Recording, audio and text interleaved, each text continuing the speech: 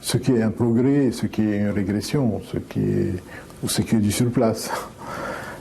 La francophonie, ça se situe à un autre niveau, c'est-à-dire la langue française est une langue parmi d'autres. Je n'ai pas le sentiment qu'elle ait un droit à apparaître comme ayant une vocation supérieure à celle d'une autre. Je pense que mon vrai combat, c'est pour la diversité culturelle et linguistique. C'est cela qui est essentiel pour l'avenir du monde. Et donc, il est important de promouvoir la connaissance des langues et la place de toutes les langues, qu'il s'agisse de la langue française, de la langue arabe, de la langue espagnole, et que l'anglais, qui est une langue que j'aime beaucoup, qui est ma troisième langue, comme elle est la langue, une des langues des Libanais. Et vous en particulier, vous êtes issu d'un milieu très anglophone. Et puis l'anglais, on a trop tendance à considérer que c'est simplement la langue, une langue uniquement d'échange et une langue d'usage superficiel. C'est aussi, pour moi, à mes yeux, une langue qui est une des langues de la poésie. Je pense que c'est une des langues privilégiées de l'écriture poétique. Et donc, je n'aime pas l'attitude qui existe en France et ailleurs, d'ailleurs, de mener un combat contre la langue anglaise. Et moi, je ne le ferai jamais. Simplement, ce que j'essaie de faire et de dire, c'est que, à côté de la langue anglaise, qui est en train de devenir la langue prédominante dans le monde, il est essentiel de maintenir la place de toutes les langues, qu'aucune personne dans le monde ne se sente étrangère parce qu'elle parle une langue marginalisée. Il faut que chacun puisse accéder à tout ce que le monde offre à travers sa propre langue. Amin Maalouf, vous êtes l'écrivain messager de la tolérance et du rapprochement de culture. Cette tolérance que vous avez toujours défendue, est-elle toujours de mise aujourd'hui, au moment où la confrontation entre l'Orient et l'Occident bat son plein? Moi, je fais toujours la distinction entre mes rêves et la réalité du monde. Si vous me demandez si je rêve d'un monde où les cultures peuvent coexister, où les gens ne subissent pas la discrimination à cause de leur langue ou de leur origine ou de leur croyance ou de leur couleur ou de leur sexe, je dis que oui, je crois à cela et je me battrai toujours pour cela. Vous êtes engagé alors? Oui, pour cela, certainement et sans hésiter. Mais si vous me demandez est-ce que c'est ce que je vois quand je regarde autour de moi, je vous dis non, malheureusement, ce n'est pas ce que je vois. Le monde n'est pas en train d'aller vers plus de coexistence, vers plus de tolérance, vers moins de discrimination. Je pense que le monde traverse une période sombre. Et si je suis un homme réaliste, ce que je crois être, je ne peux qu'être inquiet. Je pense que le monde est en phase de régression dans beaucoup de domaines. Nous pensions qu'il allait y avoir un progrès dans tous les domaines, dans le domaine de la démocratie, de la liberté, des droits de l'homme, de la coexistence, de la capacité de comprendre l'autre. Et moi, je me suis employé, effectivement, à mon niveau, dans le cadre qui est le mien, à établir des petites passerelles. Mais je dois constater que le monde ne va pas du tout dans cette direction et que les gens qui pensent comme moi sont des marginalisés de plus en plus et ils ont l'air de naviguer à contre-courant. Mais c'est pas grave, il faut naviguer à contre-courant. À quel point le romancier peut être réaliste à 100%? Je pense qu'il ne faut pas perdre soi-même le sens de la réalité. Il faut tordre la réalité parfois. Il faut imaginer des points de départ différents de ceux qui existent et essayer de voir comment les choses peuvent découler, comment un déroulement peut se faire à partir de ce qu'on a imaginé. Et donc on peut bâtir tout un monde de fiction, mais en même temps, je pense premièrement qu'il faut savoir regarder le monde et le comprendre, et même comprendre les choses avec lesquelles on n'est pas d'accord. Il faut comprendre le monde, il faut pouvoir l'analyser. Et puis, il faut avoir une forme de rationalité pour pouvoir l'écrire. Et en tout cas pour moi, je suis quelqu'un de rationnel. J'aime comprendre les choses, j'aime que même dans la fiction, il y ait une causalité, une cohérence. Citoyen du monde, vous l'êtes. Vous êtes porteur de plusieurs cultures. Vous êtes ouvert à tout. Cependant, vous estimez que votre famille est votre seule patrie. Pourquoi? Je le dis avec un sourire, ce n'est pas une proclamation de foi. C'est vrai que j'ai une tendresse particulière pour ce lien familial, parce que c'est un lien qui ne débouche ni sur la violence, ni sur une forme d'exclusivité, ni sur une forme de discrimination. C'est un lien purement bénin.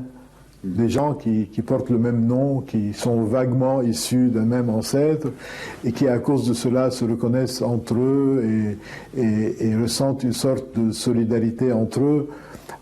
C'est vrai de ma famille, comme c'est vrai de beaucoup de familles. C'est une réalité, je pense, au Liban et d'ailleurs ailleurs, mais au Liban plus qu'ailleurs peut-être, qui est vécue. Et donc, c'est vrai que j'ai une tendresse pour cette forme de lien, mais bon, je n'en fais pas une montagne. Amin Maalouf, dites-moi, qu'est-ce qu'une identité? Pour moi, l'identité est faite de beaucoup de choses. Moi, je n'ai pas envie de limiter mon identité à 2 ou 3 éléments pris comme ça grossièrement et chiant. L'identité de chacun d'entre nous est faite de beaucoup de choses. De son pays, à l'intérieur du pays, de certains éléments particuliers d'appartenance, de sa langue, de la communauté dans laquelle il est né, de ses croyances, de son parcours dans la vie. Pour moi, l'identité, c'est quelque chose qui se construit tout au long de la vie et qui fait que chacun d'entre nous est, en fin de compte, un être différent de tous les autres. Il n'y a pas 2 personnes dans le monde qui sont identiques. Et donc l'identité, c'est ne pas être identique à quelqu'un d'autre. Et comment vous définissez votre identité vous-même? Je ne la définis pas en quelques mots. J'ai envie de me dire, voilà, j'ai fait une fois dans un livre ce que j'ai appelé un examen d'identité. C'est-à-dire, j'ai commencé à imaginer tous les éléments de mon identité en disant, voilà, tout cela fait partie de moi. Alors il y a évidemment la langue, il y a la communauté religieuse, il y a le pays, il y a la profession, il y a toutes sortes de facteurs qui font que je suis quelqu'un et que chacun d'entre nous est quelqu'un de différent des autres. Mais il faut s'assumer en tant que personne différente de tous les autres plutôt que d'entrer dans une sorte de troupeau qui suit un mouvement qui ne vient pas de lui, qui ne vient pas de l'intérieur. Et je suis foncièrement quelqu'un qui est très indépendant et qui n'a pas envie de suivre une communauté ou un troupeau ou un parti. Je suis quelqu'un qui a envie de pouvoir à chaque instant décider pour lui-même et qui n'a surtout pas envie de commander à quelqu'un d'autre. Ça, c'est certain. Je veux personne au-dessus, personne au-dessous. Je veux être un homme libre et je pense que ça résume beaucoup ma vision de ma propre vie. Amin Maalouf, à travers les livres et les personnages, chacun de vos romans nous plonge dans une atmosphère humaine, psychologique, fortement teintée de passion, de courage, de liberté, d'aventure et de génie. Bref, une euphorie de sentiments dans une prose raffinée et coulante à la fois. Êtes-vous proche de vos personnages, que vous rendez d'ailleurs très proches vis-à-vis de nous? Je suis proche de mes personnages quand je les fréquente. C'est-à-dire, pendant que je suis en train d'écrire un livre, je suis obligé de m'identifier, au moins partiellement, à chacun des personnages. C'est un peu comme un acteur qui doit jouer un rôle, sauf que l'auteur doit jouer tous les rôles successivement. La seule différence, c'est que l'acteur, il porte le rôle, le temps d'un film, le temps d'un feuilleton. Mais l'auteur, il crée le rôle. Oui, mais il le crée aussi, il le porte le temps de l'écriture. C'est-à-dire, quand je suis en train d'écrire un livre, je m'identifie au personnage. Et parfois même, ça va très loin.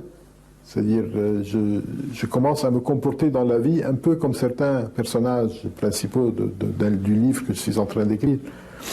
Et une fois que le livre est terminé, pour moi, le cordon se coupe.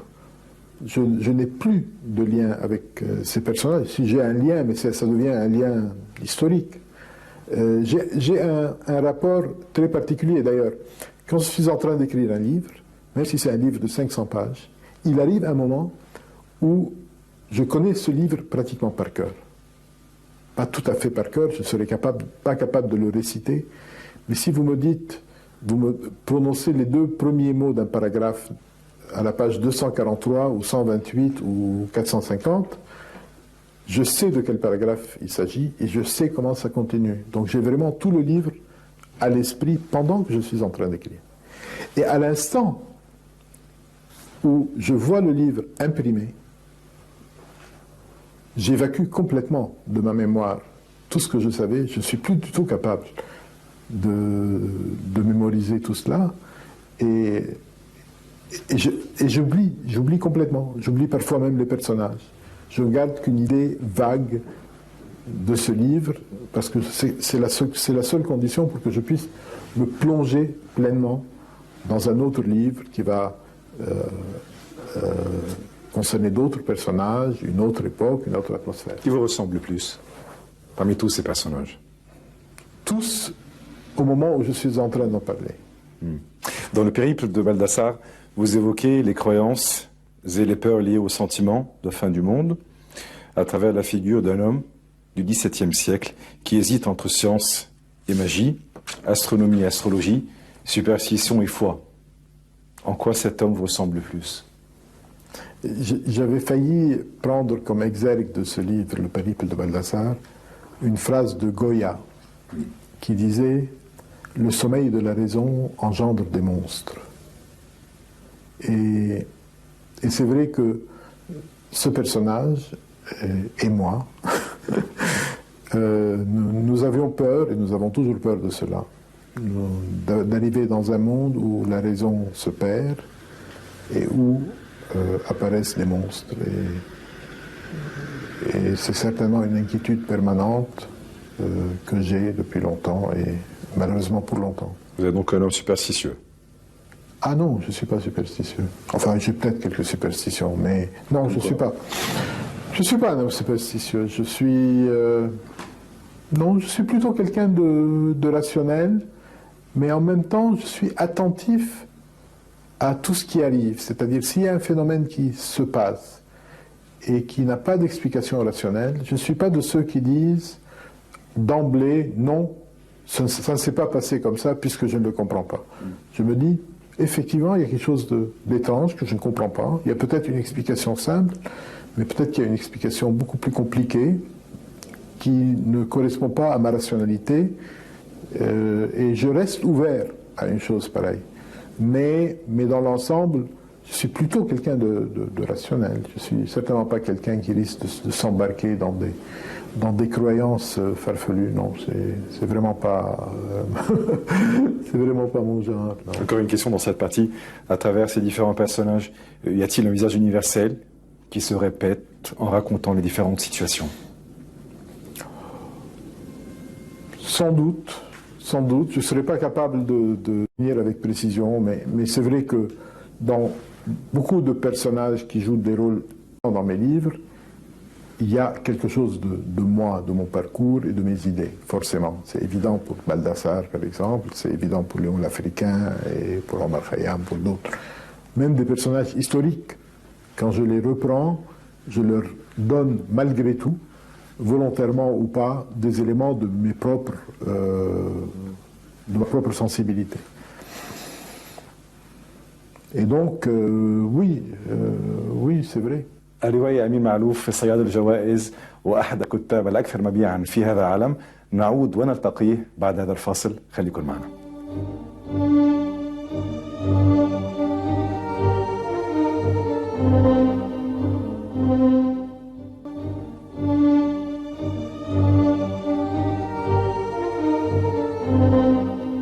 نصل إلى القسم الرابع والأخير من حوارنا مع الرواية أمين معلوف عبر وراء الوجوه. Amin Malouf, la finesse de votre analyse et sa profondeur poussent à croire que vous êtes un fin psychologue. Sur quoi comptez-vous le plus pour puiser, pour peser et pour analyser? Je pense qu'il faut toujours compter sur l'instinct. Quand on a imaginé un personnage, il faut essayer d'imaginer ses réactions. Il ne faut pas trop le codifier, il ne faut pas trop le statifier, il ne faut pas en faire une marionnette. Quand un personnage réagit toujours comme on a envie qu'il réagisse, comme on a prévu à l'avance qu'il va réagir, ce n'est pas très bon signe. Je pense qu'il faut qu'à un moment donné, on se laisse guider un peu par le personnage parce qu'il a sa propre logique. Et donc, je dirais qu'il n'y a pas de recette en la matière. Il faut suivre son feeling, pour utiliser un mot qui exprime de plus près la réalité. Comment se documente Amin Malouf? Comment se fait le choix des lieux, des personnages et des dates clés? Ça dépend des livres, en fait. Il y a des livres pour lesquels on a besoin d'une véritable documentation, parce qu'il s'agit d'une période historique, par exemple, et on a besoin de connaître cette période, de se familiariser avec cette période. Il y a d'autres moments où on a besoin beaucoup plus de construire un déroulement, un peu comme un scénario, pour pouvoir suivre l'évolution de personnages et de l'histoire. Moi, je fais partie des auteurs qui consacrent beaucoup de temps à la préparation. Je sais que ce n'est pas le cas de tout le monde. Ça dépend des thèmes, ça dépend du tempérament de chacun. Mais moi, il est rare que j'écrive un livre sans passer plusieurs mois et parfois même plus d'un an ou deux à faire la documentation. Par rapport au dernier livre, par exemple, Origine, je me suis essentiellement intéressé aux archives familiales. Et donc c'est un travail d'historien en réalité, au sens le plus direct du terme. À d'autres moments, je me suis surtout basé sur des livres. Parfois je vais sur place. Par rapport à ce dernier livre, j'ai fait un voyage à Cuba qui était important parce qu'il y a une partie de ma famille qui était à Cuba. Pour d'autres livres, j'ai fait des voyages. Pour Samarcande, par exemple, je suis allé à Samarcande. Ça s'imposait, je ne pouvais pas écrire un livre sur ce thème sans aller dans cette ville et sentir cette ville.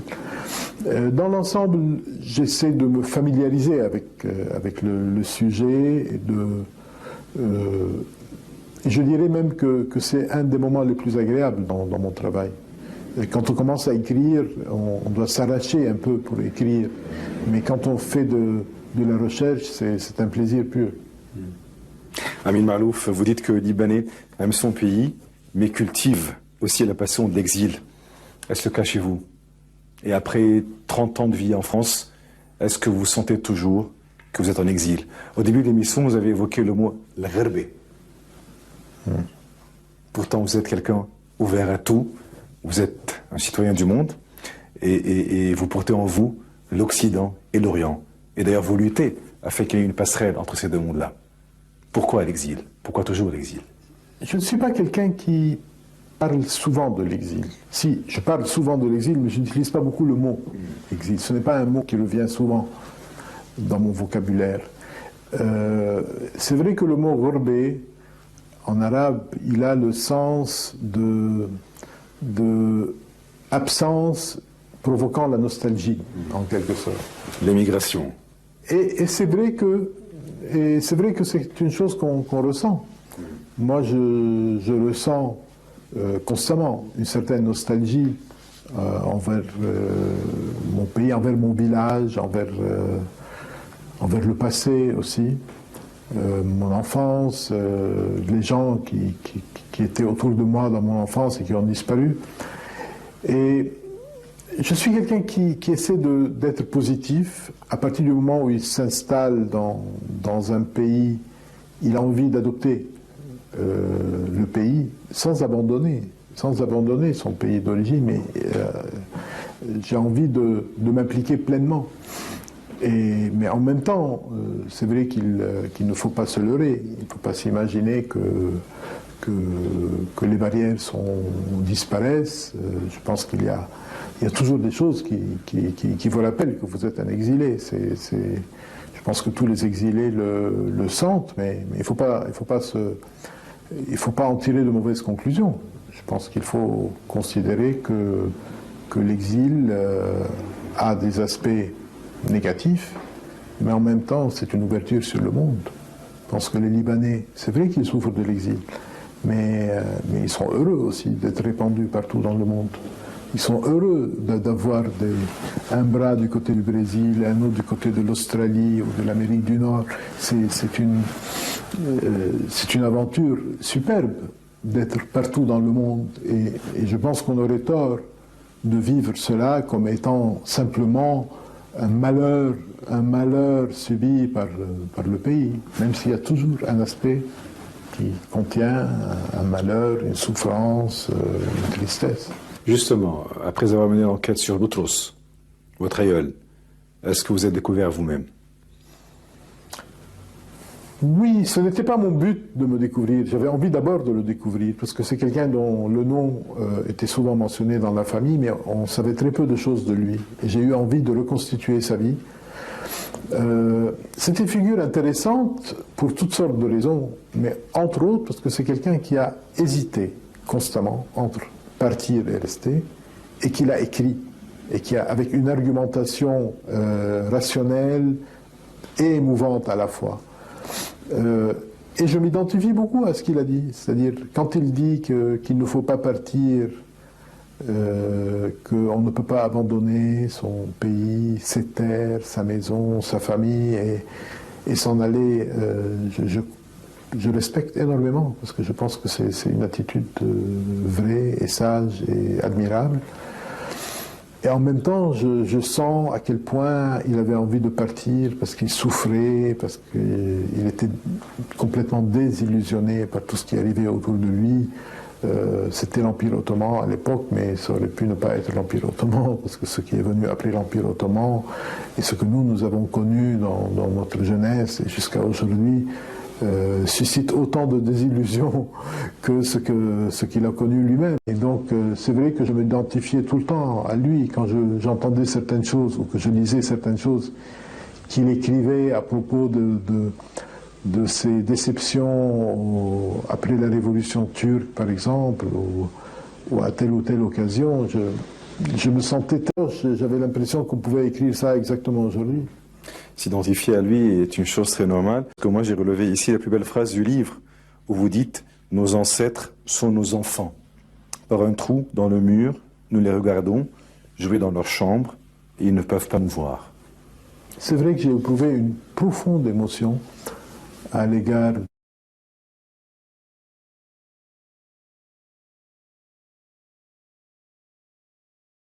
de ces...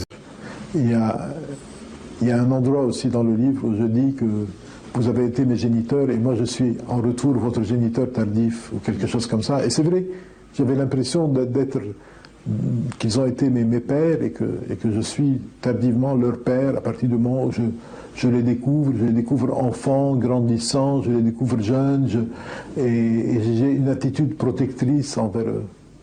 Ami Malouf, j'ai encore quelques questions à vous poser. On est un peu coincé par le temps. Je vais essayer de les poser un peu rapidement. Je vais vous demander si c'est possible de répondre rapidement. Et quand on a vécu au Liban, la première religion que l'on a, c'est la religion de la coexistence. Vous avez affirmé ça un jour. Aujourd'hui, est-ce que vous confirmez toujours cette affirmation? Bien sûr, moi je crois profondément à la coexistence. Je crois plus à la coexistence qu'à la religion, même si je ne suis pas hostile à la religion. Je pense que toute religion doit passer le test de la coexistence. Il faut que les gens puissent être à la fois croyants et pouvoir accepter que les autres soient différents. Si vous n'étiez pas né au Liban, où les rapports entre politique et religion sont étroits, les problèmes d'appartenance et d'identité battent leur plein, auriez-vous été ce que vous êtes aujourd'hui? Je pense que je suis le produit du Liban. Je pense que tout ce que je sens, tout ce à quoi j'aspire, tous mes idéaux sont ceux d'un Libanais qui a souffert de la guerre, qui a souffert de la division et en même temps qui a une expérience intime de la coexistence.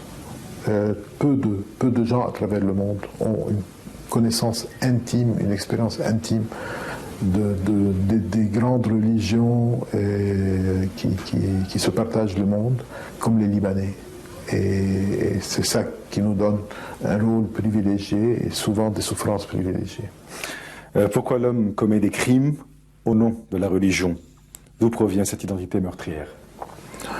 Là, je ne vous promets pas de répondre en quelques mots. Je pense que ce serait une longue explication, mais je dirais simplement que les gens qui ont envie de commettre des atrocités, ils les commettent, quels que soient les prétextes qu'ils donnent. Là, on parle de religion, mais soyons justes. Je pense que d'abord, toutes les religions ont vu des gens, à certains moments de l'histoire, commettre des crimes en leur nom. Toutes les idéologies aussi, y compris les idéologies qui étaient hostiles à la religion, ont commis des horreurs bien pires encore. Tout au long de l'histoire, les hommes ont commis des atrocités et tout au long de l'histoire, ils ont essayé de les justifier par des raisons supérieures. Mais il faut que les religions puissent s'élever au-dessus de tous ceux qui commettent des crimes en leur nom. Amin Maalouf, on vous a baptisé, on vous a appelé le conteur de l'Orient. Ça vous plaît? Je ne le nie pas, je ne me serais pas défini comme ça, mais j'ai pris l'habitude qu'on m'appelle comme ça et ça me dérange pas. Amin Maalouf, c'est la quatrième fois depuis la mort de Georges Vedel en février 2002. Georges Vedel, conseiller juridique, membre du Conseil constitutionnel, membre du Conseil économique et social, consultant auprès du gouvernement français, que l'Académie française se réunit sans succès pour lui trouver un successeur. Vous avez failli être élu à ce fauteuil et devenir ainsi immortel. Étiez-vous confiant de remporter ce pari? Je pense que les choses doivent arriver en leur temps. Ça doit se construire sur le long terme. Disons qu'il y a un jalon qui a été placé.